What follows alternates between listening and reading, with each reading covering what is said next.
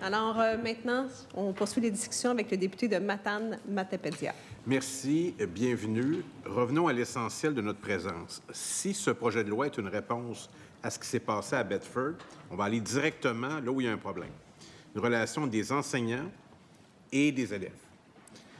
Ce qui est arrivé à Bedford, ce ne sont pas vos membres, mais ça pourrait arriver dans une école représentée par votre syndicat pour les enseignants. Alors, moi, ma principale préoccupation, c'est la question de la sanction.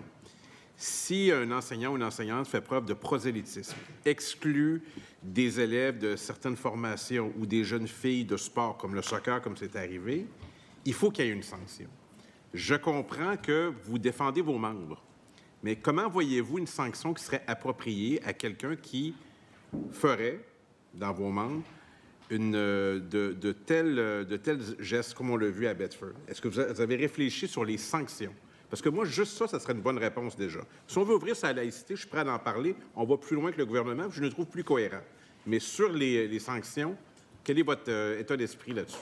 Présentement, quand un enseignant ne respecte pas les conditions de travail ou la convention collective ou la loi, il y a déjà des sanctions qui sont prévues. Ils sont bien organisés, structurés. Et nous, ce qu'on fait, c'est qu'on défend les droits des membres. Okay? Donc, les enseignantes et les enseignants ont le droit d'être défendus comme tout le monde dans la société, ni plus ni moins. Alors, nous, on fait respecter les droits. Mais si un enseignant ne respecte pas la loi ou ne respecte pas les règles de convention collective ou les demandes du patron, il y a des sanctions qui sont déjà prévues. La langue parlée à l'extérieur des classes. Oui. Le ministre, le gouvernement propose que ce soit le français. On soutient cette mesure. Est-ce que vous êtes en accord?